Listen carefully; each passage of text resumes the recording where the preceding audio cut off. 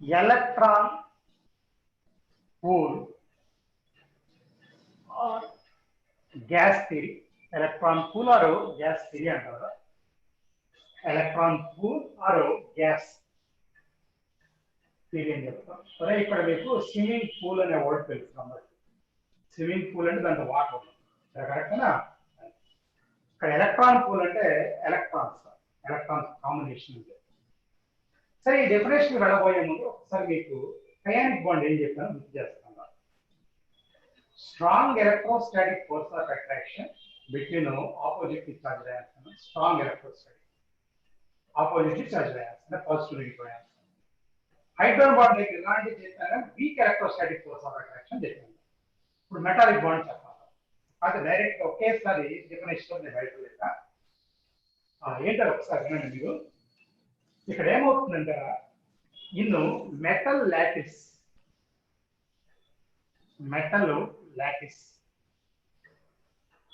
పోయినసారి కూడా మీకు అది వస్తే చెప్పాను. లాటిస్ అంటే కాంబినేషన్ గ్రూప్ అంటే అది ఒక 1 crore ఆటమ్స్ ఉండొచ్చు, లేకపోతే 1000 crores అయినా ఉండొచ్చు. అంటే లార్జ్ నెంబరే చెప్తున్నాను నేను.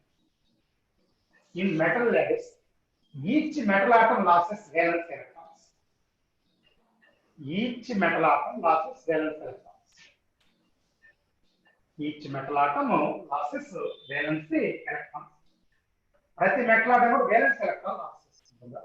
ఓకేనా? To form electron pool or gas. ఆ వచ్చిన ఎలక్ట్రాన్స్ ఎలక్ట్రాన్ పూల్ కానీ గ్యాస్ అనేది ఫామ్ చేస్తారు. ఓకేనా? అంటే ఇండైరెక్ట్ గా మళ్ళీ ఇంకోసారి each metal atom losses valence electrons to form electron pool or gas. దాని ఉద్దేశం ఏంటని చెప్తారు. ఇది తెలుసు, సోడియం ఫస్ట్ గ్రూప్ కదా, దాంట్లో valence electron ఒక్కటే ఉంటుంది. కాకపోతే ఇందా నేను చెప్తాను, ఒక 10,000 crores ఆటమ్స్ ఉన్నాయి అనుకోండి, ఒక్కొక్క ఆటం నుంచి ఒక్కటి రావచ్చు. అప్పుడు 10,000 crores వస్తాయి ఎలక్ట్రాన్. మరి అల్యూమినియం అనుకోండి, ఒకటి రాదు, 3 valence electrons, ఆ 3 లాస్ చేసుకుంటారు. అప్పుడు ఇందాకలాగానే 3 into 10,000 crores అలా వస్తాయి. దాన్ని మనం ఏమంటే electron pool or electron gas అని చెప్తాం. Electron pool or electron gas అని చెప్తాం. మళ్ళీ ఇంకోసారి ఈచ్ మెటల్ ఆటము ఓకేనా loses valence electrons to form electron pool or gas. ఓకేనా? ఇది ఫస్ట్ పాయింట్. రెండో పాయింట్, ఇప్పుడు మీకు నేను డెఫినేషన్ చెప్తాను. ఫర్ ఎగ్జాంపుల్ నీకు M అనే ఒక మెటల్ ఉంది అనుకోండి, M+N ఫామ్ అయింది అనుకోండి, N valence electrons బయటకు వస్తాయి. అంటే ఎలక్ట్రాన్స్ బయటకు వస్తే అయాన్స్ కూడా వస్తాయి కదా, పాజిటివ్ అయాన్స్. ఇది పాజిటివ్ అయానే కదా, ఇదాన పాజిటివ్ అయాన్, ఇదాన ఎలక్ట్రాన్స్. ఓకేనా? ఇప్పుడు డెఫినేషన్ వినండి, డెఫినేషన్ చెప్తాను. అయానిక్ బాండ్ ఎందుకు గుర్తు చేశాను, ఇప్పుడు కూడా అదే వర్డ్ వాడతారు. Strong electrostatic force of attraction. Strong electrostatic force of attraction between metal ions and mobile electrons. Metal ions and mobile electrons. ఇక్కడ ఒక వర్డ్ వాడాను, మొబైల్ ఎలక్ట్రాన్స్ అని. మొబైల్ ఎలక్ట్రాన్స్ అని అది ఇంకోసారి.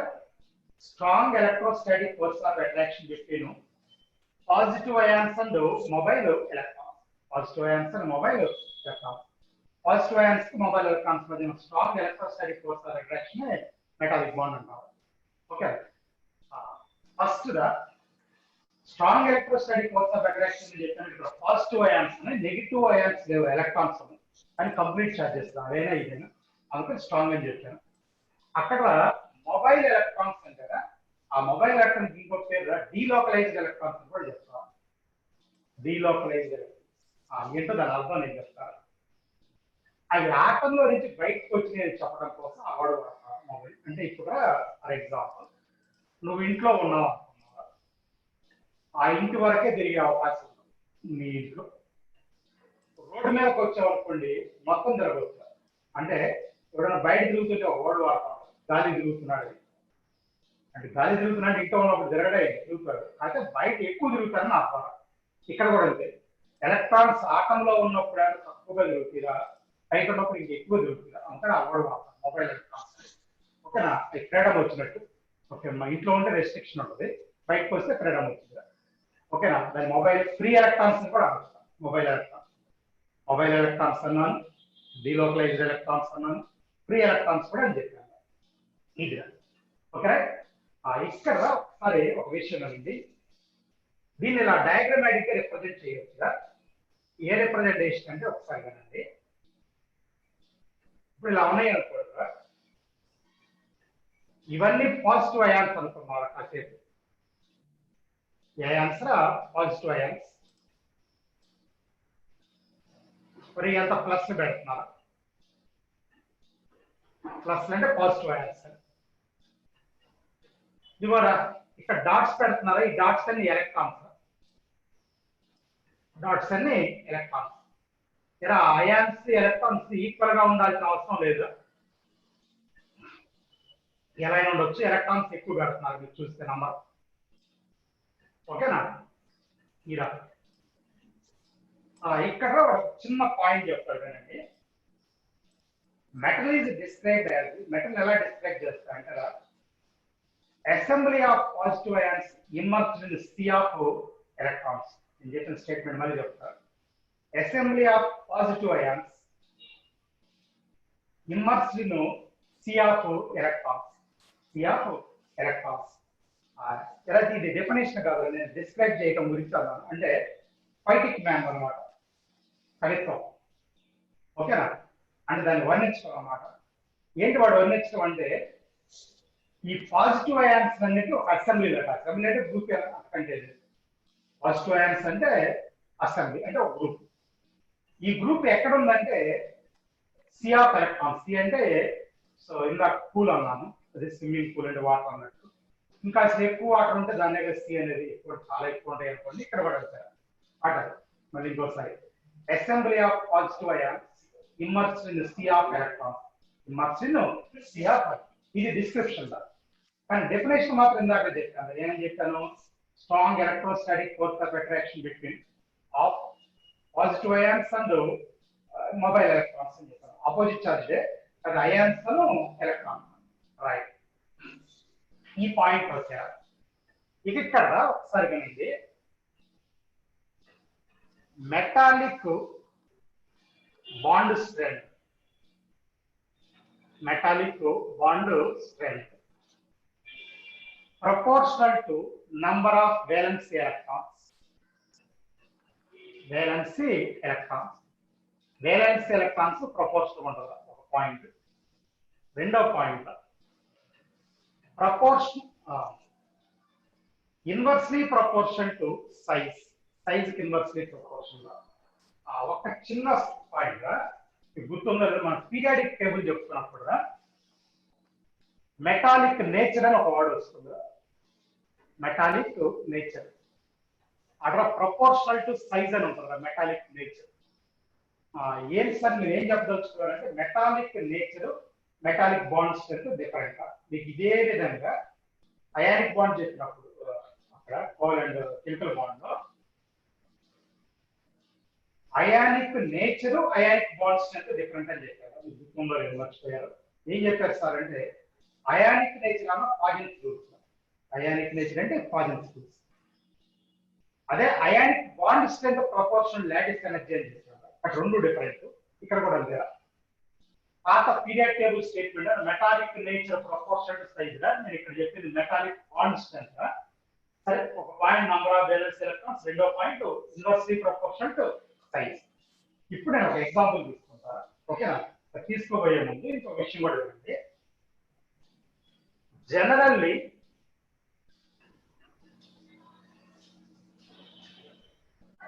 melting point proportional to metallic bond strength. Generally, metallic bond strength. అంటే metallic bond ఎక్కువగా ఉంటే మెల్టింగ్ పాయింట్ కూడా ఎక్కువగా ఉంటుంది. రైట్, ఏదో ఒక స్టేట్మెంట్ చెప్తా అన్నాను కదా, సరే వినండి అందరూ. 1A గ్రూప్ తీసుకున్నారా? ఏంటి చెప్పండి మీరు. 1A group lithium, sodium, potassium, rubidium, caesium. ఓకేనా అందరికి? ఇది 1A గ్రూప్ లో. దీని పక్కన 2A గ్రూప్ కూడా తీసుకుంటున్నారా? అది కూడా చెప్పండి ఒకసారి. Beryllium, magnesium, calcium, strontium, barium. మరి నేను మెటాలిక్ బాండ్ స్ట్రెంత్ కంపేర్ చేయబోతున్నాను. మెటాలిక్ బాండ్ స్ట్రెంత్ పడుతున్న అందరికి మెటాలిక్ బాండ్ స్ట్రెంత్ ఇది. ఇప్పుడు ఏమవుతుందంటే అందరికి ఓకేనా? టాప్ టు బాటమ్ రా డిక్రీజ్ అవుతుంది. అందరికి యాక్సెప్టెడ్ రా టాప్ టు బాటమ్ డిక్రీజ్. ఎందుకని సార్ అంటే టాప్ టు బాటమ్ సైజ్ ఏమైందిరా ఇంక్రీజ్ అయింది. టాప్ టు బాటమ్ సైజ్ ఏమైంది ఇంక్రీజ్ అయింది. సైజ్ ఇంక్రీజ్ అయింది కాబట్టి మెటాలిక్ బాండ్ స్ట్రెంత్ డిక్రీజ్ అయింది. యాక్సెప్టెడ్ అందరికి నో డౌట్, క్లియర్ పాయింట్. రెండవదిగా ఈ metallic bond strength 1 group 2 group లో సెకండ్ గ్రూప్ ఎక్కువ. 1 గ్రూప్ లో 1 లో 1 వేలెన్స్ ఎలక్ట్రానే ఉంటుంది, 2 లో 2 వేలెన్స్ ఎలక్ట్రాన్స్ ఉంటాయి. ఇప్పుడు more number of valence electrons more metallic bond strength అయితే అలా చెప్తాను. మళ్ళీ ఇంకోసారి metallic bond strength more for secondary group ఎక్కువగా ఉంటుంది. Clear point. Very good. ఇది మెటాలిక్ బాండ్ స్ట్రెంత్ గురించి చెప్తాను. ఒక పాయింట్ చెప్పాను. తర్వాత ప్రాపర్టీస్ ఆఫ్ మెటల్స్ అంటారు, రాసుకోండి. Properties of metals.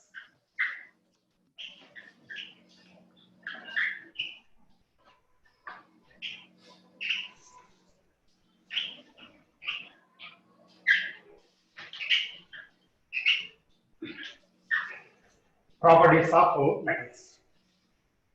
First point, metals show metallic luster.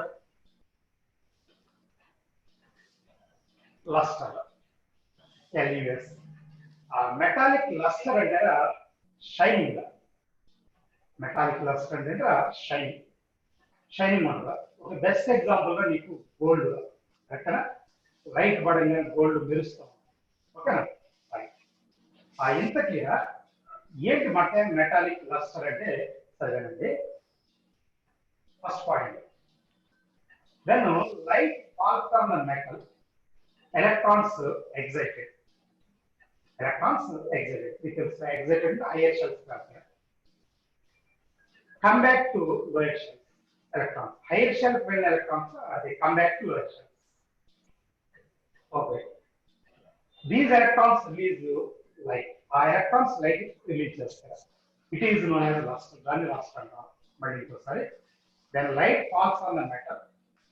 Electrons go to the higher states. Those electrons come back to the lower states and release light. It appears as luster. అదే luster గా కనిపిస్తుంది. It is known as oscillation of electrons. Oscillation అంటే lower నుంచి hire వెళ్తాయి, అంటే hire నుంచి lower. Oscillation. Reason for the metallic cluster అంటే oscillation of electrons. జాగ్రత్త, హైయర్ షెల్స్ కలిపి ఎందుకంటే బయటకి వెళ్ళిపోవాలి, ఆటం నుంచి బయటకు వెళ్ళాలి, అయనైజేషన్. మళ్ళీ ఒకసారి చెప్పిన reason for the metallic cluster oscillation of electrons. Oscillation అంటే ఏం చెప్తాను మీరు? నేను when light falls from the metal, electrons go to the higher state and they come back. మళ్ళీ నీకు వస్తే release light. రైట్, అదొక పాయింట్. అదేవిధంగా metals show malleability and ductility.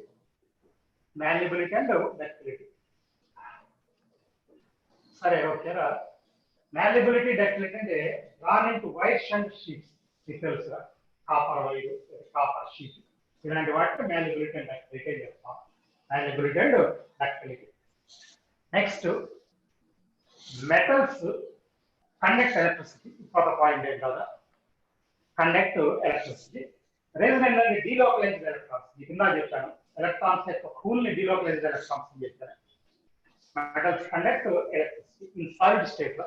కరెక్టేనా? సాలిడ్ స్టేట్ లో మనకి అల్యూమినియం వైరు, కాపర్ వైర్ అయ్యి అనుకోండి, ఏ స్టేట్ లో సాలిడ్ స్టేట్ లో కండక్ట్ ఎలక్ట్రిసిటీ. ఇవి జనరల్ పాయింట్స్, నేను కొత్తగా చెప్పే పాయింట్స్. మెటల్ యొక్క హైయెస్ట్ కండక్టివిటీ సిల్వర్. ఎక్కువ కండక్టివిటీ ఉన్న మెటల్ ఏంటంటే సిల్వర్. అంటే దాన్ని తక్కువ వాడాలి, ఎందుకంటే కాస్ట్ ఎక్కువగా. మనం ఎక్కువగా వాడేది కండక్టివిటీ అంటే వైర్స్ లో అల్యూమినియం, కొద్ది కాస్ట్లీ కావాలంటే కాపర్ వాడతారు, అల్యూమినియం వాటర్, కానీ డిస్ప్లే సిల్వర్ వాడతారు. ఎనీవే బెస్ట్ కండక్టర్ ఏంటంటే మెటల్స్ లో సిల్వర్. ఆ లో రెసిస్టెన్స్ రెసిస్టెన్స్ తక్కువ ఉన్నట్టు, రైట్. ఇది కొన్ని ప్రాపర్టీస్, మెయిన్ ప్రాపర్టీస్ మెటల్స్ సంబంధించి. మెటల్స్ ద్వారా ఇందాక electron cool or gas theory అని చెప్పారు కదా, ఇంకో థియరీ కూడా ఉందా, విబిటీగా వేలెన్సీ బాండ్ థియరీ. అంటే ఇది ఆల్రెడీ కోవలెంట్ కాంపౌండ్స్ ఒకసారి చెప్పాను, వేలెన్సీ బాండ్ థియరీ. అదే కాన్సెప్ట్ నేను వాడుకుంటాం విబిటీ. ఏంటి సార్ విబిటీ అని మరే లేదు. ఫర్ ఎగ్జాంపుల్ ఒక 4 లిథియం ఆటమ్స్ తీసుకున్నారు. మీకు అందరూ తెలుసు లిథియంకి వేలెన్సీ షెల్ ఒక్క ఎలక్ట్రానే ఉంటుంది. ఒకటే ఇలా చూపిస్తాడు 4 లిథియము, ఇంకో లిథియం, ఇలా బాండ్ వచ్చింది. ఈ లిథియం ఇలా బాండ్ వచ్చింది, దీనికి ఒక బాండ్. మీకు డౌట్ రావచ్చు ఏంటంటే ఈ రెండింటి మధ్య రాకూడదు అవ్వచ్చు, అలా ఏం తీసుకోవచ్చు అంటే ఇలా తీసుకోవచ్చు.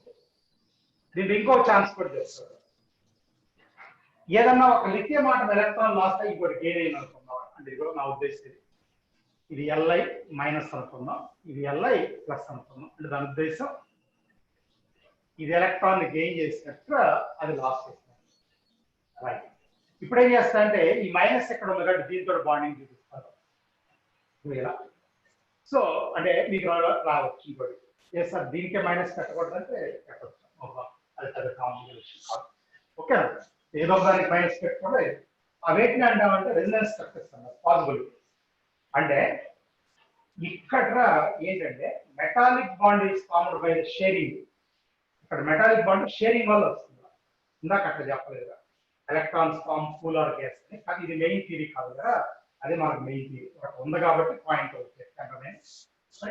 ఎనీవే ఇది మెటాలిక్ బాండ్స్ గురించి, ఏంటంటే మెటాలిక్ బాండ్స్ గురించి ఇది పెద్ద డిస్కషన్ అక్కర్లేదు.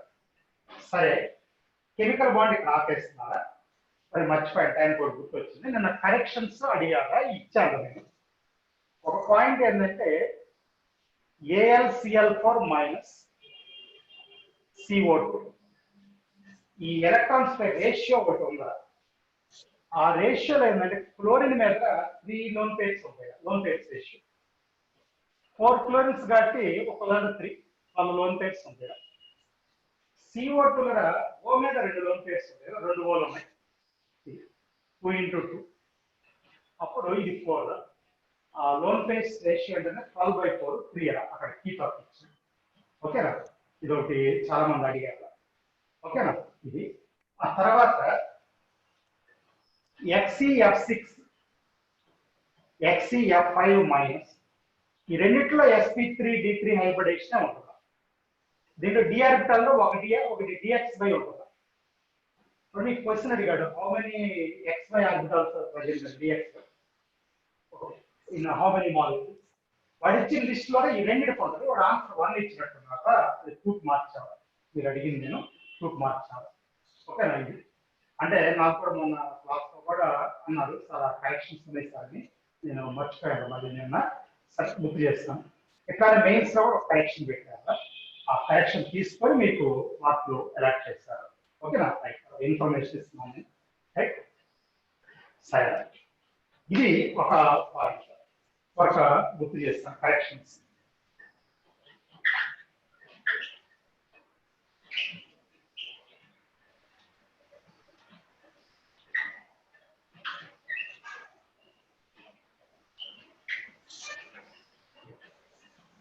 సరే, ఇప్పుడు స్టాయికోమెట్రీ పార్ట్ 2లోకి వెళ్ళాలా. ఈ వీక్ లో మినిమం ఉందా, మొత్తం నెక్స్ట్ వీక్ ఉందా చెప్తాను. సరేనండి, హెడింగ్ పెట్టుకోండి, స్టాయికోమెట్రీ 2.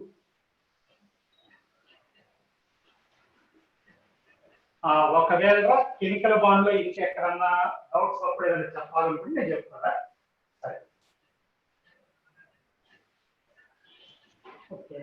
జనరల్ గా రెగ్యులర్ కాలేజ్ జరిగేటప్పుడు ఏం చెప్తున్నారంటే ఏ చాప్టర్ అయిపోయినా 2-3 పేజీలు వదిలేసుకుంటా, అదేదన్నా వేరే టైంలో ఏదైనా అవసరం ఒక పాయింట్ చెప్తే అక్కడ రాసుకోవడానికి మీకు స్పేస్ ఉంటుందా అని చెప్తాను నేను. ఇప్పుడు కూడా అదొక హ్యాబిట్ గా మార్చుకోవాలి, చెప్పినా చెప్పకపోయినా ఒక చాప్టర్ అయినప్పుడు 2-3 పేజీలు అవుతుంది. ఎందుకంటే కెమిస్ట్రీలో నోట్సే క్రూషియల్ కాబట్టి నోట్స్ క్లియర్గా ఉండాలి. జాగ్రత్త, నోట్సే క్రూషియల్ అంటే ఇప్పుడు అనుకోకుండా మీ అవుట్ గోయింగ్ సీనియర్స్ తర్వాత ఇంటికి వెళ్ళారా, వాళ్ళు ఎప్పుడు ఫస్ట్ అడిగేది ఏంటంటే నోట్స్ జిరాక్స్ పెట్టండి సార్. నోట్స్ అంటే వాళ్ళలో ఎవడో ఒక రాసిన నోట్స్ ఫోటో స్కాన్ చేసి దాన్ని పెట్టమని. ఎందుకంటే అప్పుడు నోట్స్ తీసుకెళ్ళడం కుదరలేదు, రావుడు వెళ్ళిపోయారు అన్ని నోట్స్ తీసుకెళ్ళాలి. అంటే ఇండైరెక్ట్ గా నోట్స్ అంత వాల్యూ ఉంటుంది కెమిస్ట్రీలో, మర్చిపోవద్దు. ఇందాక కూడా ఒకళ్ళిద్దరు అన్నారు సార్ నోట్స్ వెరిఫై చేస్తున్నాను సార్ అలా. అంటే జాగ్రత్త, నోట్స్ అంటే నేను గ్రేట్ అని నేను చెప్పట్లేదు రే, ఇన్ఫర్మేషన్ కావాలరా. ఎందుకంటేరా నేను జేడీలీ బుక్ చెప్పాను, రామారావు బుక్ చెప్పాను ఎనార్గానిక్, నువ్వురా ఒక 4 పేజీలు చదవాలంటారా 2 గంటలు టైం పట్టిద్దిరా. దాంట్లో 2 లేకపోతే 4 పాయింట్స్ ఇంపార్టెంట్ ఉంటాయిరా, మిగిలిన మొత్తం వేస్ట్. అదే నేను క్లాస్ చెప్పాను అనుకోండి, అదే 2 గంటల్లో 200 పాయింట్స్ మీకు నోట్స్లోకి వస్తాయిరా. అంటే 15 ఇయర్స్ నుంచో 20 ఇయర్స్ నుంచో నేను చదివిన నోట్స్ లేదా చదివిన క్వశ్చన్స్ సింప్లిఫై చేసి నేను మీకు చెప్తున్నారా, అంతే. అందువల్ల మీకు టైం సేవ్ అయ్యింది. అంటే నా ఉద్దేశం, నేను 20 ఇయర్స్లో సంపాదించిన నాలెడ్జి నువ్వు 2 ఇయర్స్లో సంపాదించాలి. అంటే అంత ఈజీ కాదు ఒకేసారి బుక్ మొత్తం చదివితే వస్తుందని. ఇలా కొద్దిగా సార్ను కూడా ఫాలో అయితే మీకు బెనిఫిట్. దాన్ని వదిలేయండి, విషయానికి వద్దాం. సైకోమెట్రీ పార్ట్ ఇప్పుడు నేను చెప్పాను. జనరల్గా మీకు కాన్సన్ట్రేషన్ టర్మ్స్ అంటారా, మెయిన్గా మొలారిటీ నార్మాలిటీ తీసుకుంటారు. సరే, మొలాలిటీ మోల్ ఫ్రాక్షన్ కూడా ఉంటాయి, ఈ మొదటి 2. పర్సంటేజ్ కూడా ఉంటాయి, పర్సంటేజ్ వెయిట్ బై వాల్యూమ్ అని మీకు చెప్పాను, నోట్స్ కనుక చదివితే ఉంటాయి. అవి ఎందుకు ఇప్పుడు చేస్తున్నారంటే, ఇప్పుడు పాయింట్ ఏంటంటారా, concentration terms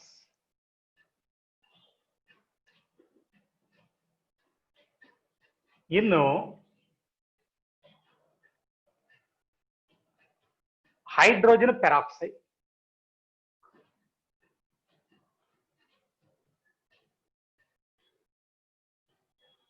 hydrogen peroxide H2O2 solution.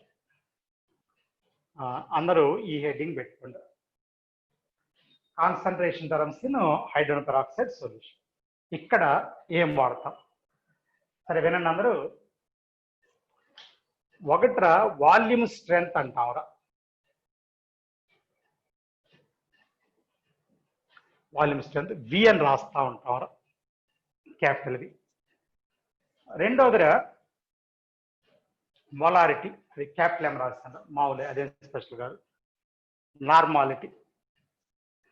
నాలుగోదిరా percentage weight by volume. అంటే పర్సెంటేజ్లో 3 రకాలు ఉంటాయిరా, weight by weight, weight by volume, volume by volume. ఇక్కడ వెయిట్ బై వాల్యూమ్ మాత్రం చెప్తున్నాను. సరే, molarity, normality, percentage weight by volume మీకు తెలుసురా, ఏం పాత అయ్యా ఆ టర్మ్స్. ఈ వాల్యూమ్ స్ట్రెంతే కొత్తదిరా, ఇది దీనికి మాత్రమే ఉంటుంది, దేనికి ఉండదు. దీన్ని ఈ మూడింటికి లింక్ చేయగలరా మన డిస్కషన్. సరే, ఒక ½ గంట టైం పడుతుందిరా మొత్తం అయ్యేసరికి. ఇదేంటంటే మొదట్లో జిగ్ జాగ్గా ఉంటుందిరా కాన్సెప్ట్ ఇంట్రడ్యూస్ చేసినప్పుడు, అని ఆ ½ గంట అయిపోయేసరికి మొత్తం పాయింట్స్ వచ్చినప్పుడు క్లారిటీ వచ్చేస్తుంది. అంటే ఇండైరెక్ట్గా పేషెన్స్ తోటి పాయింట్స్ వింటా ఉంటే సరిపోదురా, పెద్ద విషయం ఏం కాదు. ఇంకా దీనికి మాత్రమే ఉన్న డిస్కషన్ కదా. అదే దీని తర్వాత లేబులింగ్ ఆఫ్ వాల్యూమ్ ఉంటుంది, అది దానికి మాత్రమే సంబంధించిందని స్పెసిఫిక్ ఇవన్నీ కూడా. అంటే ఈ ఐడియా తెలిస్తేనే ఈ ప్రాబ్లం చేయగలం, ఇంకంతే. సరే, విషయానికి వద్దాం. ఒరే, ఇక్కడ మనం డైలీ లైఫ్ లో కూడా ఈ హాస్పిటల్స్ వల్ల హైడ్రోజన్ పెరాక్సైడ్ సొల్యూషన్ చూస్తున్నారు, వూండ్స్ క్లీన్ చేయడానికి వాడుతూ ఉంటారు, చూస్తుంటారు. ఎందుకంటే అది ఆక్సిడైజింగ్ ఏజెంట్ రా, జర్మస్ ని కిల్ చేస్తారు. ఏ ఆక్సిడైజింగ్ ఏజెంట్ అని జర్మస్ ని కిల్ చేస్తారు. ఇప్పుడు మీకు ఓజనైజ్డ్ వాటర్ అంటాం, వాటర్ అది కూడా అంతేరా. ఓజోను ఆక్సిడైజింగ్ ఏజెంట్, అది జర్మస్ ని కిల్ చేస్తుంది. అంటే ఓజోన్ ని కనుక వాటర్లోకి పంపిస్తే ఆ బ్యాక్టీరియా కానీ జర్మ్స్ ఇలాంటి వాటిని చంపేస్తారు. అది దానివల్ల బెనిఫిట్, అది ఓజనైజ్డ్ వాటర్ వల్ల. సరే, ఓజనైజ్డ్ అది కూడా ఆక్సిడైజింగ్ ఏజెంట్ అన్నాను. ఇప్పుడు ఇది కూడా అంతేరా, ఏది H2O2. సరే, ఎందుకు చెప్తున్నారు సార్ అంటే మరేం లేదు, ఆ వాల్యూమ్ స్ట్రెంత్ ని ఇంట్రడ్యూస్ చేద్దామని పాయింట్ని చెప్తున్నారు. అయితే ఈ హాస్పిటల్స్ లో ఉన్నప్పుడు ఆ బాటిల్స్ కనుక నువ్వు చూస్తే ఎక్కువగా 10 వాల్యూమ్ స్ట్రెంత్ అనో, లేకపోతే 20 వాల్యూమ్ స్ట్రెంత్ అనో, లేకపోతే 100 వాల్యూమ్ స్ట్రెంత్ అనో అలా ఉంటాయి మీకు దాని మీద లేబుల్స్. ఆ మీనింగ్ ఇప్పుడు చెప్పబోతున్నారు. అంటే వాల్యూమ్ స్ట్రెంత్ అంటే చెప్పడానికి వినండి. H2O2 లిక్విడ్ తీసుకున్నారు. H2O2 లిక్విడ్ అంటే ఆక్వస్ సొల్యూషన్. దీని నుంచి H2O వచ్చిద్దిరా, ఆక్సిజన్ కూడా వచ్చిద్దిరా. జనరల్గా ఒక ఓ రాస్తే ఓకేరా, అది నేసెంట్ ఆక్సిజన్ అన్నాం.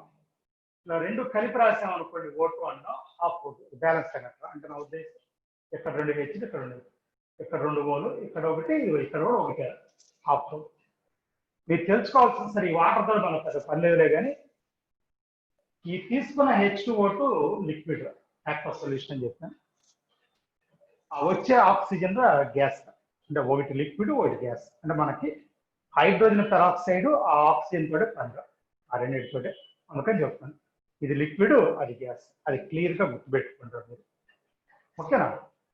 అంటే ఇంతకీ ఏంటంటే by the decomposition of H2O2 solution oxygen gas liberates కింద రాసుకోండి. By the decomposition of H2O2 solution, decomposition break out, break అయింది, ఆక్సిజన్ లిబరేట్స్. చెప్పైనా ఇందాక తోటి నేను చెప్పింది ఏంటంటే వాల్యూమ్ స్ట్రెంత్ అన్నాం కదా. ఓకే, ఏం లేదు, వాల్యూమ్ స్ట్రెంత్ అనే మీనింగ్ ఏంటంటే నంబర్ ఆఫ్ వాల్యూమ్స్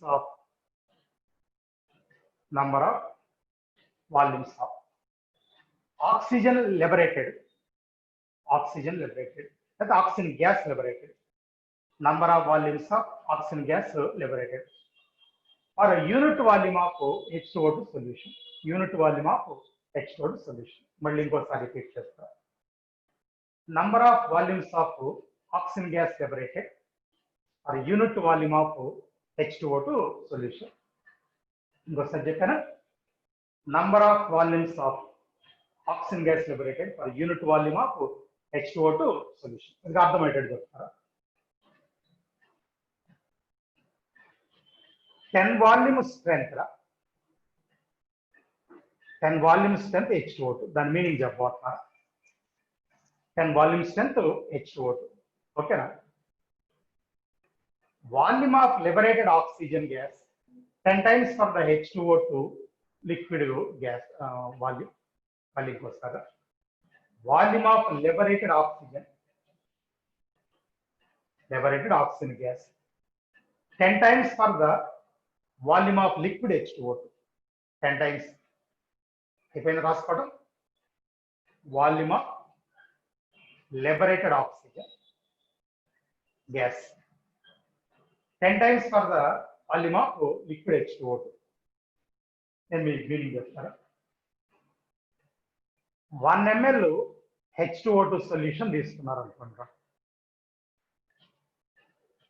దీని నుంచి 10 ml ఆక్సిజన్ గ్యాస్ రావాలి. 10 times అనే మీనింగ్. అది ఇది 1 ml అయితే అది 10 ml. జాగ్రత్త.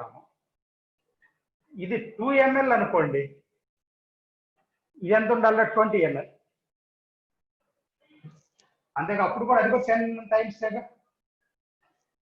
పోనీ ఇది 1 లీటర్ అనుకున్నారు, ఇది 10 లీటర్స్ ఉండాలి. కరెక్టేనా? 10 లీటర్స్. ఎప్పుడు 10 వాల్యూమ్స్ అంటే. ఇంకో పాయింట్ కూడా చెప్తారా?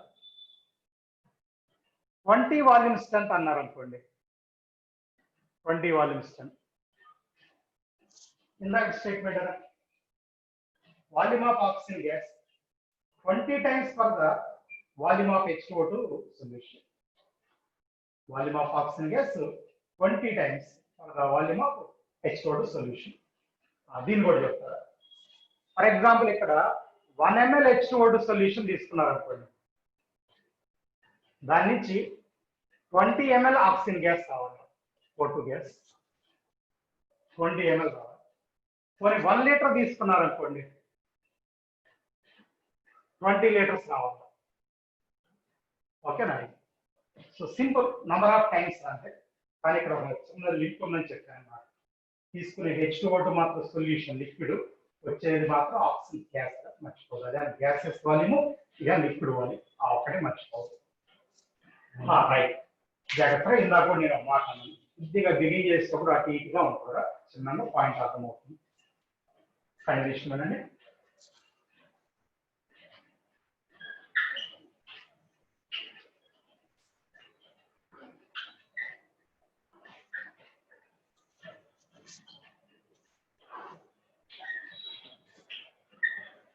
ఇప్పుడు నేను ఏం చెప్పబోతున్నాను కదా, అబౌట్ 10 వాల్యూమ్ స్ట్రెంత్ H2O2 దీన్ని తీసుకుపోతున్నారు. 10 volume strength H2O2, 10 volume strength H2O2 ని తీసుకుంటున్నారు. బోట్ 10 వాల్యూమ్ స్ట్రెంత్ H2O2 చెప్పాను నేను. సరేనండి. ఏంటి సార్ అంటే కనుక కండిషన్ తీసుకున్నారు.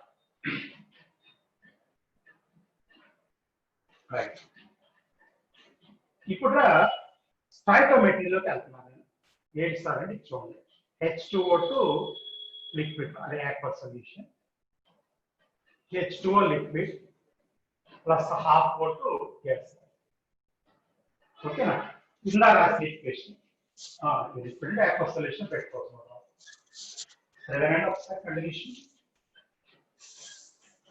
ఇదిగా 1 మోల్ గా, ఆక్సిజన్ హాఫ్ మోల్.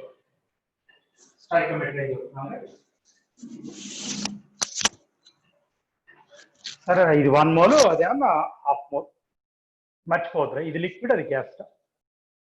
దీని వెయిట్ లోకి మారుస్తున్నారా? 34 గ్రామ్స్, మీకు తెలుసు. H2O2 molecular weight 34 grams. H2O2 molecular weight 34 grams. ఓకేనా? ఇదిరా 1/2 ఇంటూ 22.4 లీటర్స్. గ్యాస్ ని వాల్యూమ్లోకి మార్చాను, అంటే 11.2 లీటర్స్. 11.2 లీటర్స్. ఓకేనా? 11.2 లీటర్స్. ఓకేరా? ఏ కాంప్లికేషన్ లేదు కదరా, కంటిన్యూ చేసుకోవచ్చు కదా. ఓకే, కంటిన్యూ చేద్దాం. అంటే దీని అర్థం ఏంటంటే 34 గ్రామ్స్ కనుక H2O2 ఉంటారా 11.2 లీటర్స్ వచ్చింది. 11.2 లీటర్స్ వస్తుంది. ఒరే, ఇందాక మనకి ఇది 10 లీటర్స్ కావాలరా, దీని వెయిట్ ఎంత? ఎందుకంటే 10 వాల్యూమ్స్ ఎంత కదా మనం తీసుకుంది. Weight of H2O2 required is equal, all calculation, stoichiometric calculation, 10 into 34/11.2. అంతేగా? 34 గ్రామ్స్ అంటే 11.2 లీటర్స్ వచ్చినప్పుడు 10 లీటర్స్ రావాలంటే ఎంత ఉండాలి? నువ్వు ఇది సింప్లిఫై చేస్తారా 30.36 వచ్చిద్దిరా. 30.36 నువ్వు క్యాలిక్యులేట్ చేస్తే అదేలా వచ్చేది. అంటే దాని అర్థం ఏంటంటే H2O2 30.36 ఉంటే కనుక గ్రామ్స్ 10 లీటర్స్ ఆక్సిజన్ వచ్చిందిరా. ఇప్పుడు చిన్న హింట్ వినండి, నోట్ పాయింట్. ప్రిపరేషన్ ఆఫ్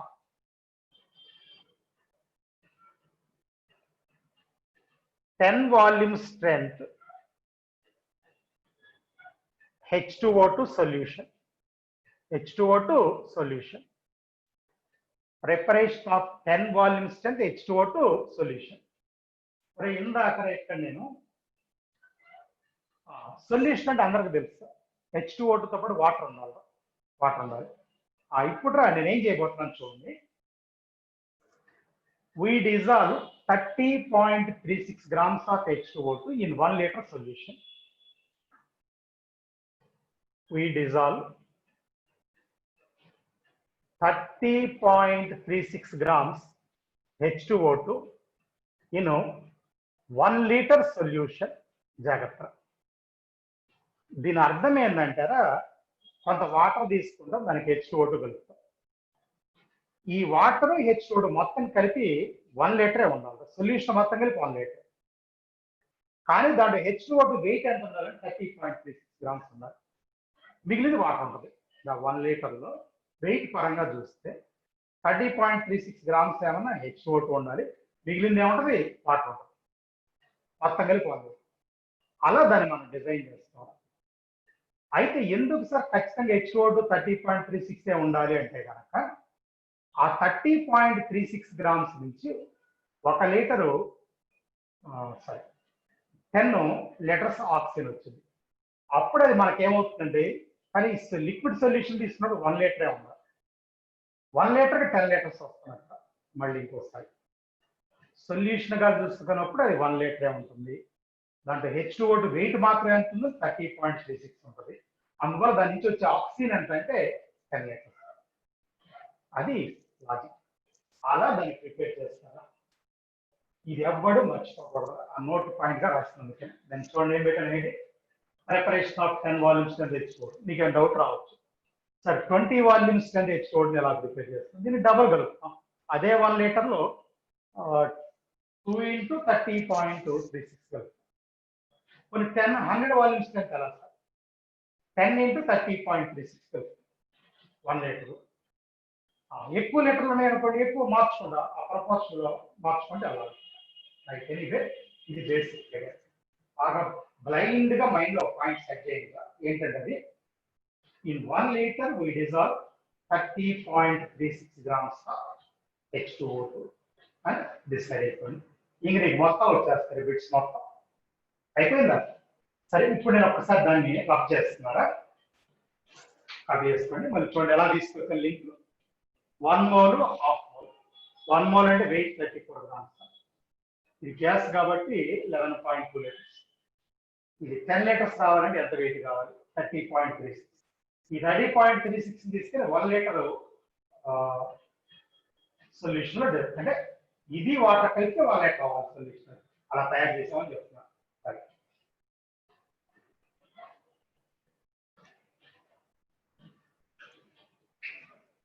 మీరు పెద్దగా దాన్ని వేరేగా అనుకోవద్దా. ఇప్పుడు మనం గ్లాస్ ఉందా, ఓకేనా?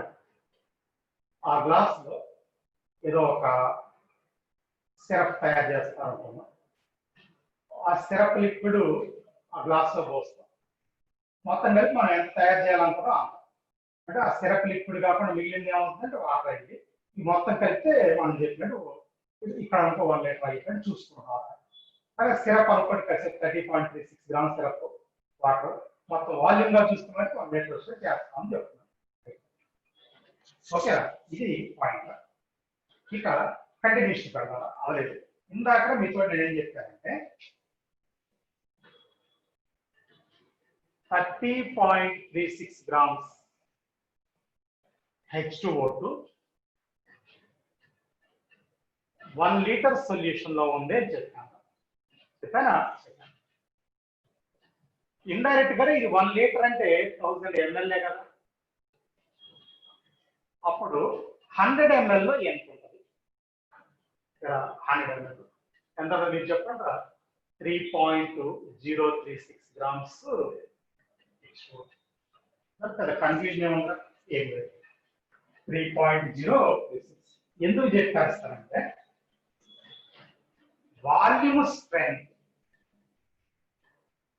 is equal అయిపోయింది. వాల్యూమ్ స్ట్రెంత్ అయిపోయింది. Percentage weight by volume of H2O2. మరి ఇంకోసారి percentage weight by volume of H2O2. H2O2 యొక్క percentage weight by volume, wait by volume వింటారా? 3.036. ఎలాంటి వస్తున్నారు చూడండి. 100 ml లో 3.06. అదే కదా పర్సెంటేజ్ అంటే number of grams of solute in 100 ml solution. Correct కదా? అదే 3 పాయింట్. ఇక మొలారిటీ కల్లా మొలారిటీగా ఫార్ములా వస్తుంది చెప్పండి నాకు. Wait by gram molecular weight volume in litre. ఇక్కడ ఇందాక నేను చెప్పినప్పుడు మీకు 30.36 అని చెప్పాను. దాని మాలిక్యులర్ వెయిట్ 34. ఇది H2O2. అలా 30.36 ఎన్ని లీటర్లో కలిపారా? 1 లీటర్. ఇది నువ్వు సింప్లిఫై చేసి కదా 0.893 వస్తుంది. అది మొలారిటీ. 0.893. H2O2 n factor 2 పడుతుందా n factor ఎంత నార్మాలిటీ ఎంత అంటే molarity into n factor molarity into n factor అలాంటప్పుడు ఏమవుతుందంటే 0.893 ఇంటూ 2 అంటే 1.786 1.786 ఒక్క నిమిషం ఒక టేబుల్ ప్రింట్ చేస్తాను అండి ఫస్ట్ వాల్యూమ్ స్ట్రెంత్ రెండోదిరా పర్సెంటేజ్ వెయిట్ బై వాల్యూమ్ మూడోదిరా మొలారిటీ నాలుగోదిరా నార్మాలిటీ ఇప్పుడు నేను చెప్పిందిరా మీకు 10 వాల్యూమ్ స్ట్రెంత్ రా కావాలని చూసుకొని మీకు పైన నేను అబౌట్ 10 వాల్యూమ్ స్ట్రెంత్ అనే డిస్కషన్ స్టార్ట్ చేశాను పర్సెంటేజ్ ఎంత వచ్చిందిరా 3.036 మొలారిటీ ఎంత వచ్చిందిరా 0.893 నార్మాలిటీ 1.786 కరెక్ట్ అని చెప్పింది అదే కదా నేను చెప్పింది 10 వాల్యూమ్ స్ట్రెంత్ అంటే 3.036 0.893 1.786 మరి నీకు ఇందాక కూడా చెప్పాను ప్రతిసారి 10 వాల్యూమ్ స్ట్రెంత్ ఉండాలని రూల్ ఏం లేదు ఒకవేళ అది 20 వాల్యూమ్ స్ట్రెంత్ అయింది అనుకుంటా ప్రతి ఒక్కరికి అర్థమైపోతుంది ఇది దీనికి డబుల్ కాబట్టి మిగిలిన కూడా ఇంకో డబుల్ చేయగలరు అంటే 2 into 3.06 సరే మల్టిప్లై చేసి వాల్యూ ఒకటి వచ్చింది అనుకోండి ఇక్కడ కూడా 2 into 0.893 ఇక్కడ కూడా 2 into 1.786 నేను ఏమంటున్నానంటే వాటిని మల్టిప్లై చేసి ఒక వాల్యూ వస్తుంది అది రాయట్లేదు వాటి 10 20 అయింది కాబట్టి ఇక్కడ అంటే 2 times 3 అయింది ఒకవేళ ఇది కూడా నువ్వు 100 వాల్యూమ్ స్ట్రెంత్ అన్నావు అనుకుంటావు ఓకేనా దీనికి ఇది 10 times అయింది కాబట్టి ఇది 10 into 3.036 అది కూడా 10 into 0.893 అది కూడా 10 into 1.786 జస్ట్ మల్టిపుల్స్ లోకి వెళ్ళిపోద్ది అంటే అంతకంటే వెళ్తుంది మల్టిపుల్స్ లోకి ఇది ఒకటి ఇక్కడ ఒక చిన్న ఫార్ములాని డిజైన్ చేయబోతున్నారా జాగ్రత్త చూడండి అందరూ చిన్న ఫార్ములా ఒక 3 ఫార్ములాస్ వస్తాయిరా అవి చాలా ఉపయోగపడతాయిరా మీకు ఫ్యూచర్లో అంటే ఇప్పుడు దాకా చెప్పిన కాన్సెప్ట్ ఎలా ఉపయోగపడదో ఆ 3 ఫార్ములాస్ అలా ఉపయోగపడతాయి ఇది మొత్తం ఒకటి ఆ 3 ఒకటిరా ఇది పెద్ద విషయం ఏం కాదురా ఏంటి సార్ అంటే ఒకసారి వినండి వాల్యూమ్ స్ట్రెంత్ ఈజ్ ఈక్వల్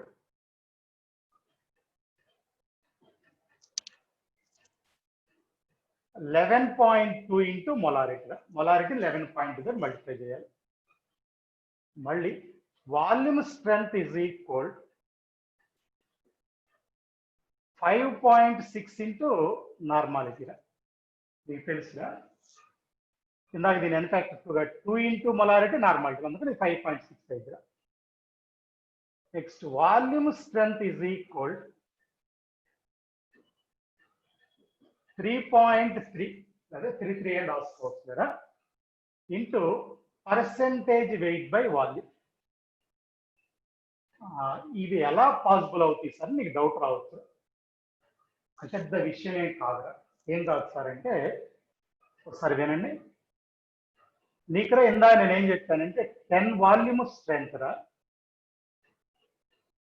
ఎంత మొలారిటీకి ఈక్వల్ అన్నా 0.893 అదే కదా నేను చెప్పింది ఇప్పుడు వాల్యూమ్ స్ట్రెంత్ క్యాలిక్యులేట్ చేయాలంటారా చాలా సింపుల్గా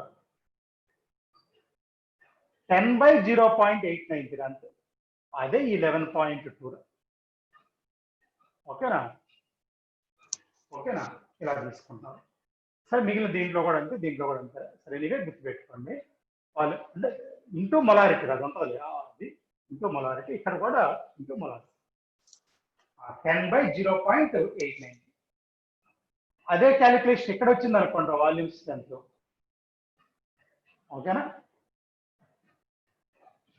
10 వాల్యూమ్ స్ట్రెంత్ ఇంటూ నార్మాలిటీ రాయాలంటే 1.786, అందుకని అది 5.6 ఇంటూ నార్మాలిటీ. ఏడు రాయాలనుకోండి volume strength. Okay, 10 into percentage weight by volume by ఇందాక 3.036 అని చెప్తాం. అప్పుడు ఏమవుతుందంటే 3.3 into percentage weight by volume. బాగా చెప్పింది 3.3 into percent, 10 by 3.036 into percentage weight by volume. ఈ మూడు చాలా ఇంపార్టెంట్. సో ఇట్లో కాన్సెప్ట్ లేదా జస్ట్ చెప్పిన కాన్సెప్ట్ ఫార్ములాకి మోల్డ్ చేసింది. ఓకేనా? అండ్ ఇంకొకటి చిన్న పాయింట్ అండి,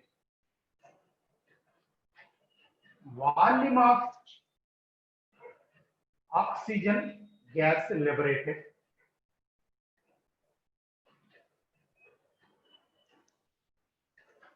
volume of oxygen gas liberated, ఇది ఇంకో ఫార్ములా.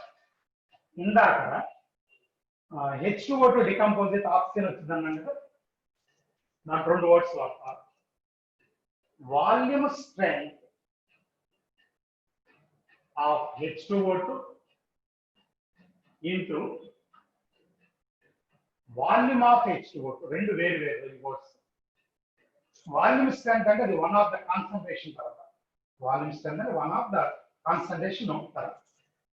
వాల్యూమ్ ఆఫ్ H2O2 జనరల్గా మనం వాడే వాటర్ వాల్యూమ్స్ చెప్తాం చూడండి, 10 లీటర్ 10 ml లేదా 20 ml.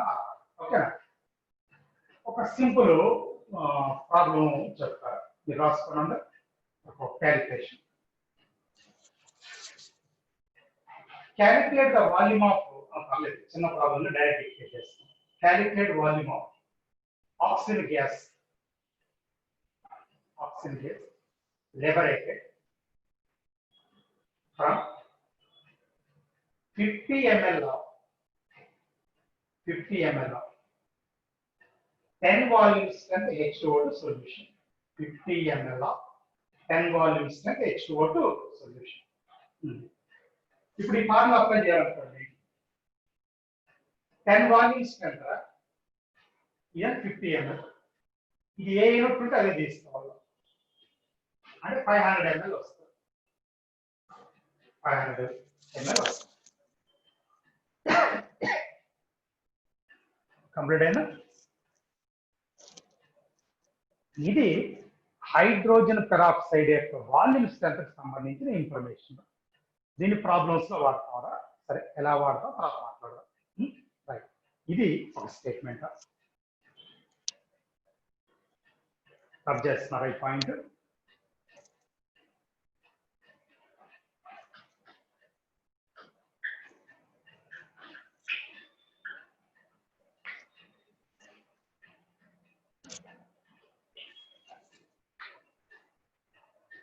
సరేనండి. లేబులింగ్ వోలియం రెండో point. Labelling oleum, OLEUM, oleum. ఓకేనా? సరేనండి. ఇది కూడా ఒక చిన్న మోడల్, అంటే H2O అంత ఎక్కువ కాదు కానీ ఒక స్మాల్ మోడల్. సరేనండి. మీకు వోలియం అంటే క్లారిటీ ఉందా? దీనిలో ఫ్యూమింగ్ సల్ఫ్యూరిక్ యాసిడ్ అంటారు. వాడు చూడండి, fuming, FUMING, fuming sulphuric acid. ఇంకో పేరు కూడా ఉందా, పైరోసల్ఫ్యూరిక్ యాసిడ్. పైరోసల్ఫ్యూరిక్ యాసిడ్, మళ్ళీ ఇంకోసారి ఫ్యూమింగ్ సల్ఫ్యూరిక్ యాసిడ్ అంటే దాన్నే పైరోసల్ఫ్యూరిక్ యాసిడ్ అని కూడా చెప్తారు. రైట్? ఇక్కడ H2SO4 ప్లస్ SO3, ఇది వోలియం అంటే రెండు కలిపి sulphuric acid sulphur trioxide, sulphur trioxide కలిపితే ఇలా కూడా రాసుకోవచ్చు, H2S2O7 అని కూడా రాయొచ్చు. ఇది H2, ఇక్కడ ఒక S, ఇక్కడ ఒక S2, ఇక్కడ O4, ఇక్కడ O3, మొత్తం O7, H2S2 O7. ఇక్కడ దాన్ని ఏమంటే క్యూమింగ్ సల్ఫ్యూరిక్ యాసిడ్ అంటారు. క్యూమింగ్ సల్ఫ్యూరిక్ యాసిడ్ H2S2 O7 అయిపోయిందా? జనరల్ గా మనం ఎక్కడ పర్సెంటేజ్ తీసుకుంటే 100, 99, 98 ఇలా ఉంటాయి, అంటే తక్కువ ఉంటాయి 100 కంటే. ఇక్కడ లేబులింగ్ జాగ్రత్త ఒకసారి వినండి. 100 ప్లస్ ఎక్స్రా పర్సెంటేజ్ ఇలా ఉంటుందా? 100 కంటే ఎక్కువ ఉంటుందా ఇక్కడ ఒక రాసే పర్సెంటేజ్? అంటే ఎలా ఉంటుందంటే ఎగ్జాంపుల్ రాయమంటే ఇలా రాస్తారు నేను. ఓకేనా? 104.5% అంటే 4.5 ఎక్స్ట్రా ఉన్నారు. 102 9%, అయితే 118% ఇలా ఉంటాయి ఎగ్జాంపుల్స్. అంటే 100 కంటే ఎక్కువ ఉంది. ఎందుకు సార్ అది ఎక్కువ ఉంటుందంటే వినండి, ఇక్కడ ఈ 100 ఉండదు చూడండి. ఈ 100 ఏంటంటే weight of H2SO4 plus weight of SO3, ఈ రెండు కలిపి 100.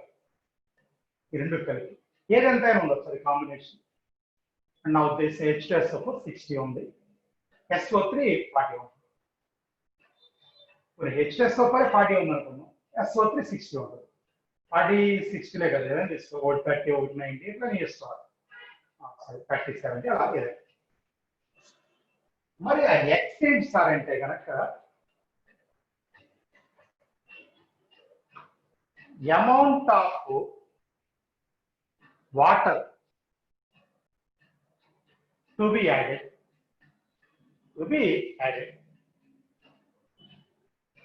ఇది కూడా బ్రాకెట్ లో పాసిబుల్ అని చెప్తున్నారా? అంటే మనం ఏంటంటే ఈ ఓజెంట్లో వాటర్ యాడ్ చేస్తారా, ఎంతవరకు యాడ్ చేయొచ్చు అనేది పాసిబుల్ వాటర్ అంటారా? అది అంటే అది యాడ్ అయ్యి ఉన్నట్టు కాదు, యాడ్ అవ్వ, అందుకనే ఆ ఎక్స్ట్రా ప్లస్ అని పెట్టింది. అంటే అంత వాటర్ యాడ్ చేయొచ్చు. మళ్ళీ ఇంకోటి ఉంది, యాడ్ చేయొచ్చు, చేయటం చేయకపోవడం ఇష్టం. అంటే ఫర్ ఎగ్జాంపుల్ మనం ఫుడ్ తీసుకుంటాం, మనం ఒక 200 grams తింటాం కెపాసిటీ అనుకున్నాం, లాపు పట్టిద్ది అనుకోండి.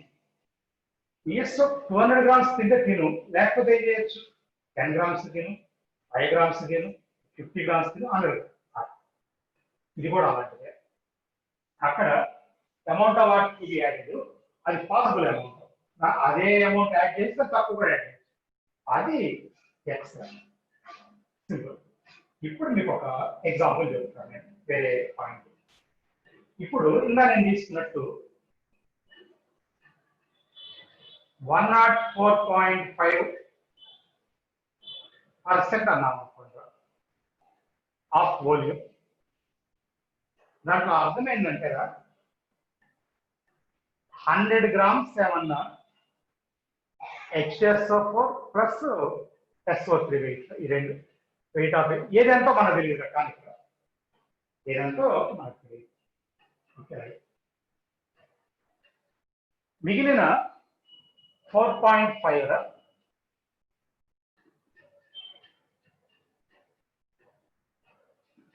వెయిట్ ఆఫ్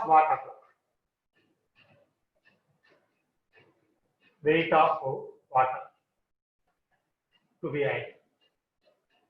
ఇప్పుడు నేను కొద్దిగా ఒక డిస్కషన్ లో వస్తాను, చిన్న పాయింట్ ముందు ఇది ఆఫ్ చేస్తారా?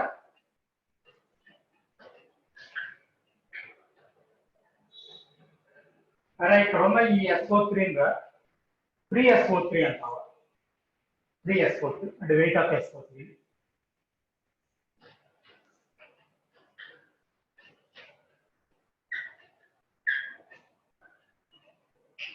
ఇప్పుడు చూడండి, 104.5% H2SO. దీంట్లో SO3 ప్లస్ H2O రెండు కలిపితే మళ్ళీ H2SO4 వచ్చింది. సల్ఫర్ ట్రైఆక్సైడ్ గ్యాస్ H2O కలిపితే H2SO4. ఇప్పుడు ఇది 1 మోల్ రా, ఇది కూడా 1 మోల్ తీసుకుందాం. మీకు అందరూ తెలుసు 1 మోల్ అంటే 18 గ్రామ్స్ మాలిక్యూల్. SO3 కూడా మీరు కనుక్కోవచ్చు. ఏం చేస్తారంటే సల్ఫర్ ఏమన్నా 32 గా, 3 ఆక్సిజన్స్ 48 అంటే 80 గ్రామ్స్. 80 గ్రామ్స్. ఇప్పుడు ఇది 4.5 అంటే ఏమని చెప్పింది? Water 2 add. ఎంత వాటర్ యాడ్ చేయొచ్చు? 4.5 గ్రామ్స్ యాడ్ చేయొచ్చు. ఇది ఎంత? Weight of 3SO3. ఓకేనా? ఏం చేస్తాం సరే, 80 into 4.5/18. అంటే ఇది 18 కలపాలంటే ఇది 80 గ్రామ్స్ ఉన్నారు. 4.5 గ్రామ్స్ కలిపితే ఎంత అవుతుంది? ఇది ఎక్స్ట్రా 4 టైమ్స్ 28. అంటే అక్కడ అర్థం ఏంటంటే ఇన్ను 100 గ్రామ్స్, SO3 వెయిట్ ఏమన్నా 20 grams.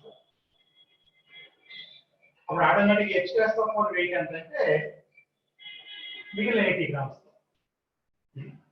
This is the point. అట్లా నువ్వు ఆలోచించుకోవాలి. ఎప్పుడైనా పాయింట్ ఇచ్చినప్పుడు దీన్నే అంటా అంటే లేబులింగ్ ఆఫ్ సల్ఫ్యూరిక్ యాసిడ్ అంటారు. అది ఓలి లేబులింగ్ ఆఫ్ ఓలి. ఇలా ఆలోచిస్తాను. ఒక చిన్న బిట్స్ చెప్తారు దానికి దీనికి. 1 minute వెయిట్ చేయండి.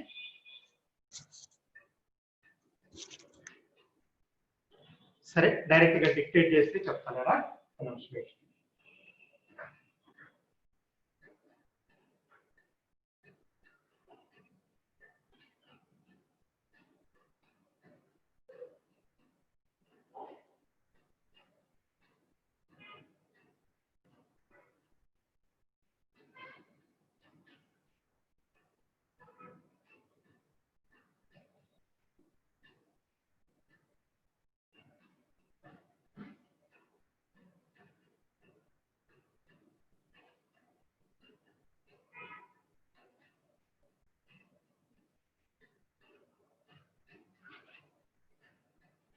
సరేగా, రాసుకోండి ఒకసారి.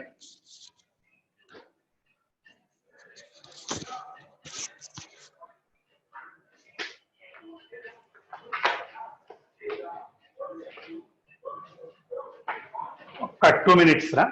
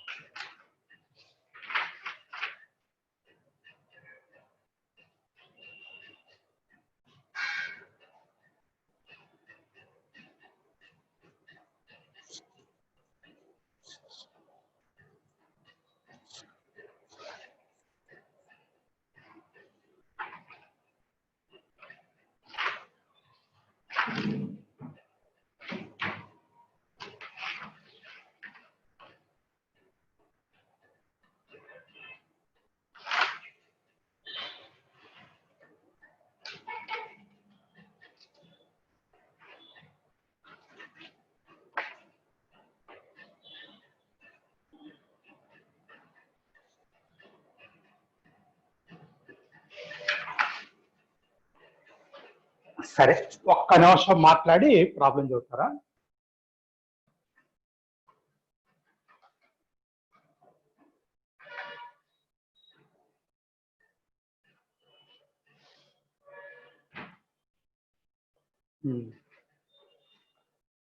ఒకసారి పవన్ నేను అన్మ్యూట్ చేస్తారా?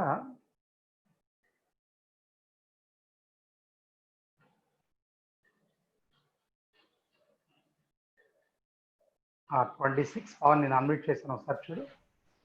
సార్ ఓకే, మధ్యలో ఇప్పుడు ఎక్కడ టెక్నికల్ ప్రాబ్లం రాలేదు కదమ్మా? రాలేదు సార్. రైట్, ఓకే, అట్నే ఉండరా. ఓకే రా, ఇప్పుడు చెప్పిన కాన్సెప్ట్ మీద ఏమైనా డౌట్ ఉన్నోళ్ళు ఒకసారి హ్యాండ్ రైజ్ చేయండి, మాట్లాడదాం. ఆ తర్వాత నేను ప్రాబ్లమ్స్ చూస్తాను. కొన్ని ప్రాబ్లమ్స్ చెప్పిన తర్వాత మాట్లాడదాం సార్ అంటే అట్లా వెయిట్ చేద్దాం. చూడన్నా,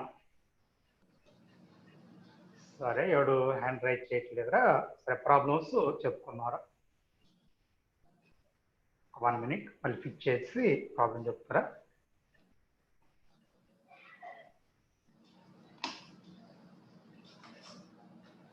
ఓకేరా, ప్రస్తుతానికి 123 మెంబర్స్ ఉన్నారా లైన్లో. అంటే ఇందాక మీద ఇంకో 15 మెంబర్స్ పెరిగినట్టు ఆల్మోస్ట్. వీళ్ళు చివరిలో వచ్చారు. ఒక్కోసారి 130 కూడా 35 దాకా ఉన్నట్టున్నారా. సరే, దాని సంగతి కాసేపు పక్కన పెట్టి ప్రాబ్లం కొద్దాం. సరేనండి.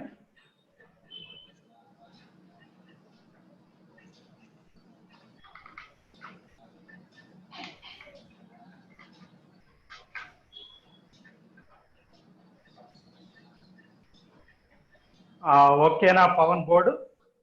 సార్. రైట్. సరే, అందరూ ప్రాబ్లం రాసుకుంటా. 1 gram volume sample, 1 gram volume sample is diluted with water. Is diluted with water.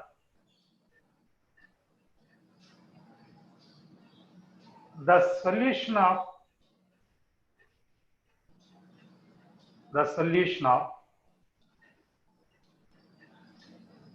5.4 ml of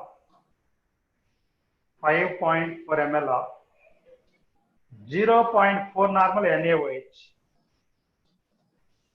0.4 normal NaOH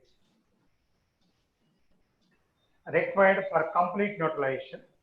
Required for complete neutralization.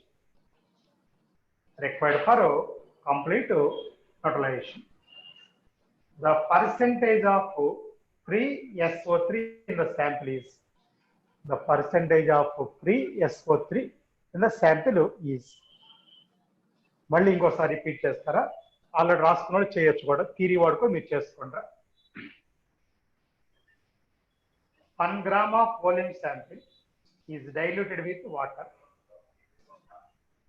The solution of 5.4 ml of 0.4 normal NaOH required for complete neutralization.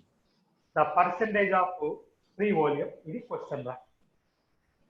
ఒక 1 minute మీ time ఇస్తారా చేయడానికి, తర్వాత నేను చెప్తారా. Try చేయండి. అంటే ఆ ఒక్క ప్రాబ్లం చేస్తే మీకు క్లారిటీ వచ్చేస్తుందా, అంటే దీని ఐడియా ఏంటి అనేది.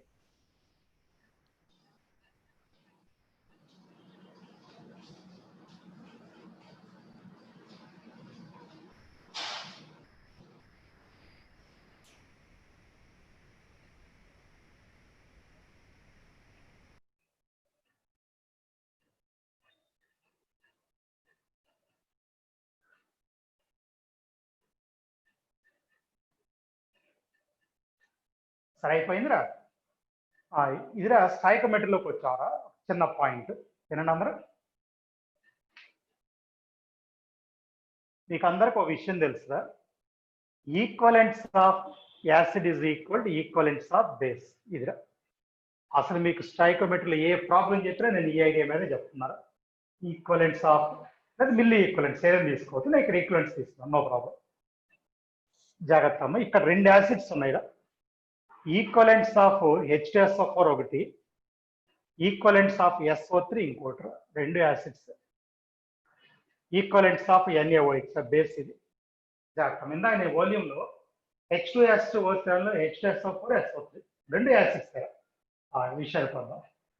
చూడకాని మీరు మర్చిపోయి ఉంటే నేను ఫార్ములా గుర్తు చేస్తారా. మీకు ఈక్వలెంట్స్కి 2 ఫార్ములాస్ ఉన్నాయి.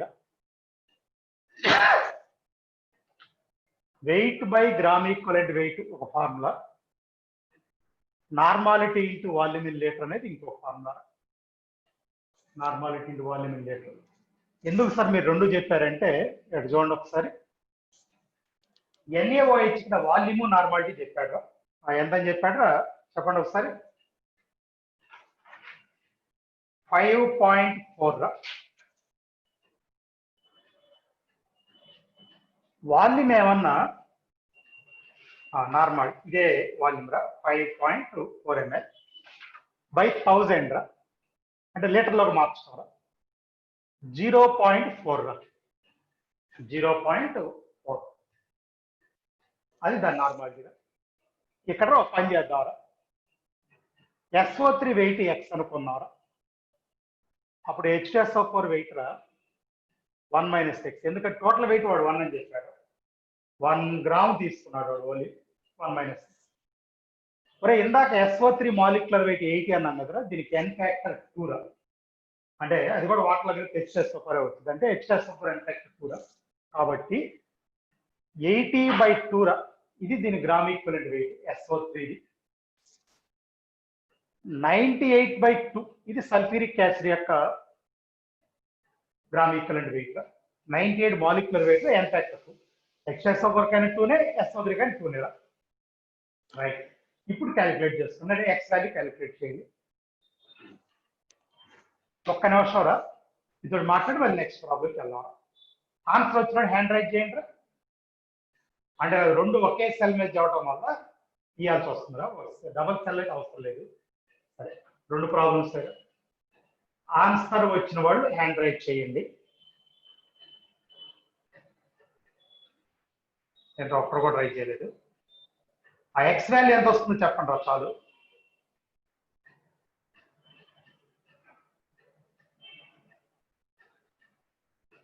$37 ఒకసారి నువ్వు చెప్పురా. 37 సార్. యశ్వంత్ చెప్పు. క్వశ్చన్ రాసుకోలేదు సార్. క్వశ్చన్ రాసుకోలేదా? లేదు సార్. మరి సొల్యూషన్ విన్నావా? విన్నా సార్. ఇప్పుడు క్యాలిక్యులేషన్ చేసి సరిపోదు కాబట్టి క్యాలిక్యులేషన్ చేసి వస్తాయి. 55 రిషి ఒకసారి అన్మ్యూట్ చేసాను చూడు. 55 అన్మ్యూట్ అవ్వ ఒకసారి. రైట్. 111 సార్ నువ్వు అన్మ్యూట్ అవ్వమ్మా. 111 చేస్తున్నా సార్. ఇంకా క్యాలిక్యులేషన్ అవ్వాలా?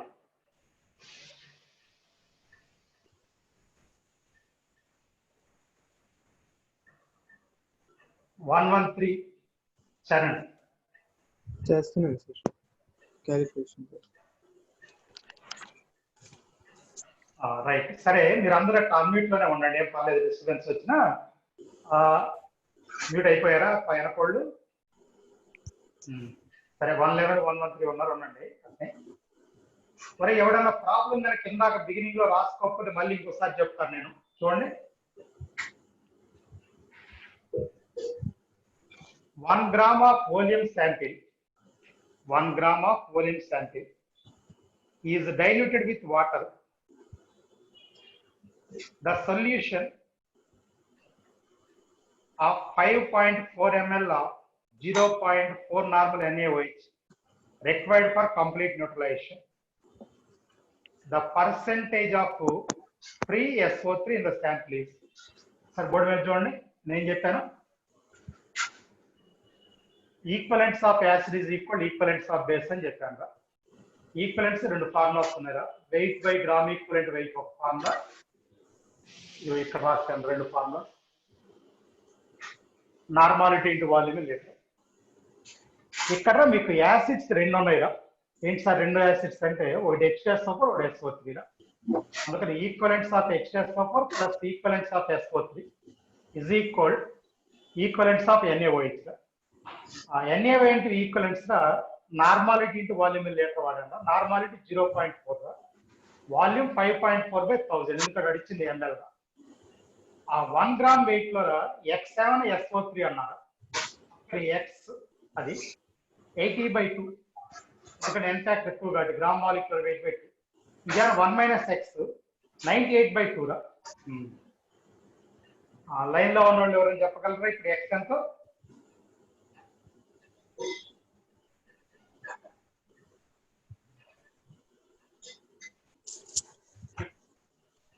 ఎవరైనా చెప్పండి, పర్లేదు.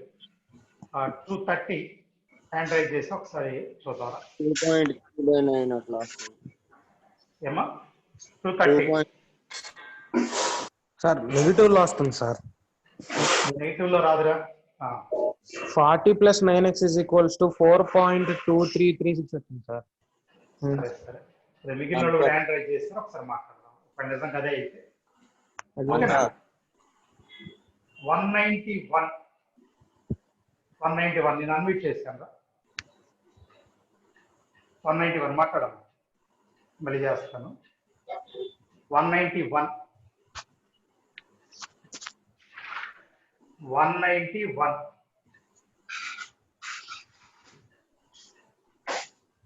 ఓకేనా? 191 సార్ నెగటివ్స్ లోనే వస్తుంది సార్.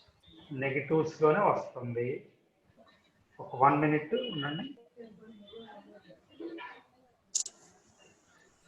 అది ఆన్సర్ 0.26 వచ్చినట్టుందమ్మా.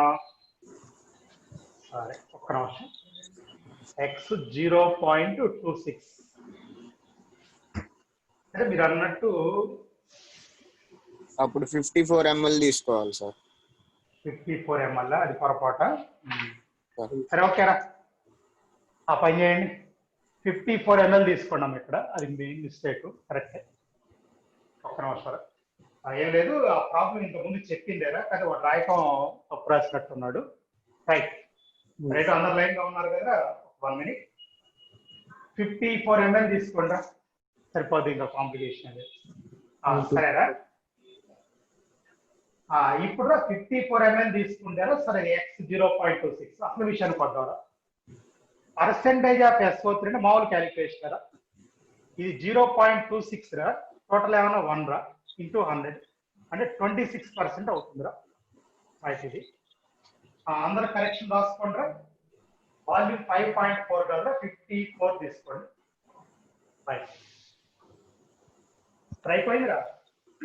సరే, అన్మ్యూట్ అయిన ఉండండి, లెక్క ఏం పర్లేదు. ఇంకో ప్రాబ్లం చెప్తారా, ఈసారి H2O2 సంబంధించిన ప్రాబ్లం రాసుకోండి.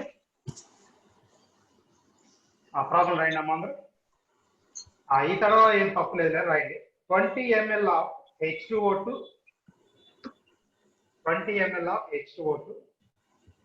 react with 80 ml of 0.01 molar KMnO4. జాగ్రత్త, 0.01 molar KMnO4.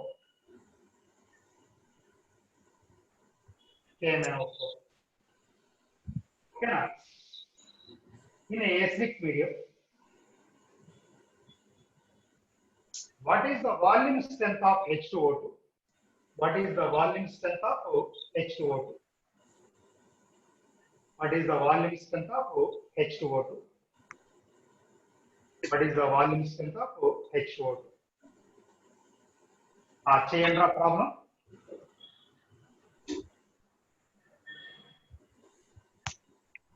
ఒకసారి మళ్ళీ కెమెరా ఫిట్ చేసి మాట్లాడదాం రా.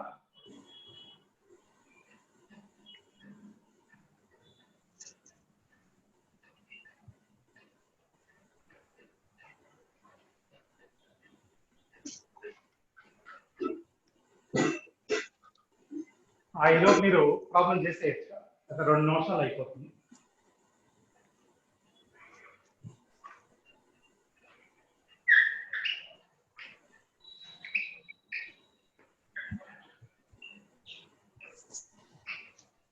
ఓకేనా?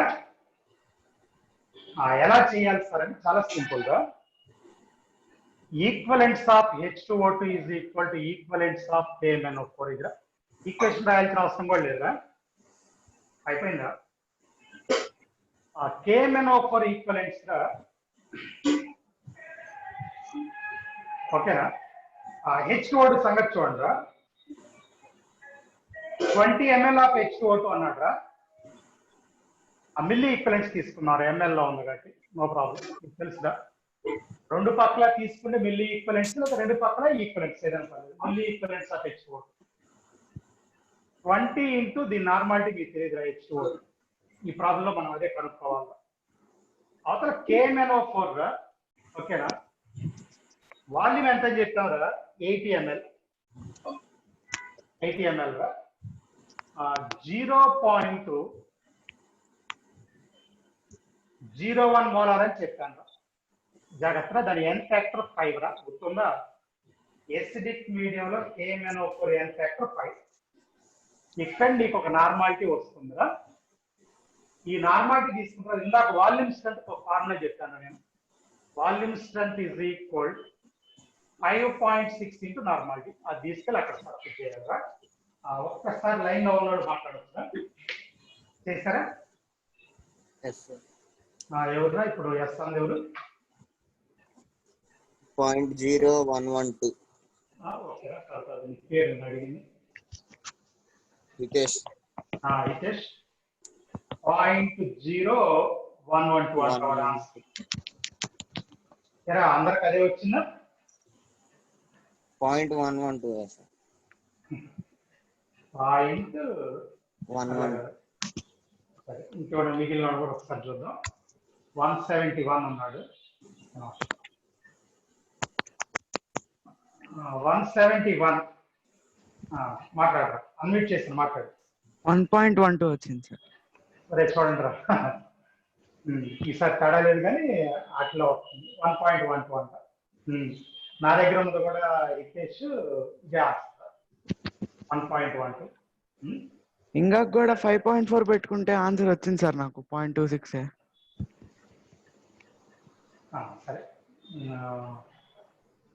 అది ఓకేరా, క్యాలిక్యులేషన్ చెక్ చేసుకోవడమే కానీ జాగ్రత్త. నేను చాలాసార్లు ఒకసారి ఆ పేజ్ చూడండి, కాన్సెప్ట్ మాత్రమే నేను చెప్తాను. క్యాలిక్యులేషన్ చిన్న చిన్న మిస్టేక్స్ అది పెద్ద విషయం కాదు, ఎగ్జామ్ చేసుకోవచ్చు. కానీ మళ్ళీ ఇంకొకసారి దీనికైతే ఆన్సర్ 1.12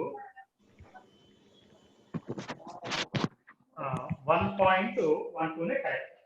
1.12. మిగిలిన ఇంకా లైన్ లో ఉన్న వాళ్ళు హితేష్ ఉన్నాడు, చరణ్ నీకెంత వచ్చిందిరా? 1.12 వచ్చింది. రైట్. మరి ఇంకొకసారి వినంటారా కాన్సెప్ట్, బోర్డు కనిపించలేదు కానీ మీకు అన్నీ ఒకసారి చూపిస్తాయి. ఓకేనా? చూడండి, ఏమన్నా milli equivalents of H2O2 is equal milli equivalents of KNMR. జాగ్రత్త, ఈ వాల్యూమ్ స్ట్రెంత్ అని స్టాయికోమెట్రిక్ ఎలా కనెక్ట్ చేస్తున్నాం అనేది ఇంపార్టెంట్. ఇప్పుడు H2O2 వాల్యూమ్ ఏమన్నా 20 నార్మాలిటీ మనం తెలియదు కనుక్కోవాలి. 20 ఇంటి ఏం రాస్తాం. KMNO వాల్యూమ్ 80 మొలారిటీ ఏమన్నా 0.01 ఎసిడిక్ మీడియం ఎన్ ఫ్యాక్టర్ 5 మల్టిప్లై చేస్తాను. అప్పుడు నార్మాలిటీ 0.01. సో ఇలా నార్మాలిటీ వచ్చిందా, వాల్యూమ్ స్ట్రెంత్ ఫార్ములా చెప్తాను. నార్మాలిటీ 5.6. ఇప్పుడు కాన్సెప్ట్ మీద క్యాలిక్యులేషన్ ఎర్రర్స్ వదిలేయండి. కాన్సెప్ట్ కనుక క్లారిటీ లేదా అయితే నేను మరి చెప్తాను. టైం అయిపోయింది, వాళ్ళు ఆపేస్తారా? కాన్సెప్ట్ ఎర్రర్ కనుక ఉంటే నేను చెప్తాను. మరి మీకు పెట్టిన నాకు 2-3 ప్రాబ్లమ్స్ పెట్టారు, వాటి సొల్యూషన్ పెడతాం లేదా రేపు క్లాస్ ఎక్స్ప్లెయిన్ చేస్తాను. అందరికీ నా సజెషన్ అయితే మొత్తం వర్క్ షీట్స్ వాళ్ళు చేసేదాన్ని ట్రై చేయండి. ఇందాక అడిగినప్పుడు 2-3 అన్నారు, మొత్తం టైం సరిపోతుంది ఇవాళ. ఓకేనా? మొత్తం వర్క్ షీట్ రేపు మరి చెప్తున్నావా? సరే, ఇప్పుడు మాట్లాడేవాడు ఉన్నారా?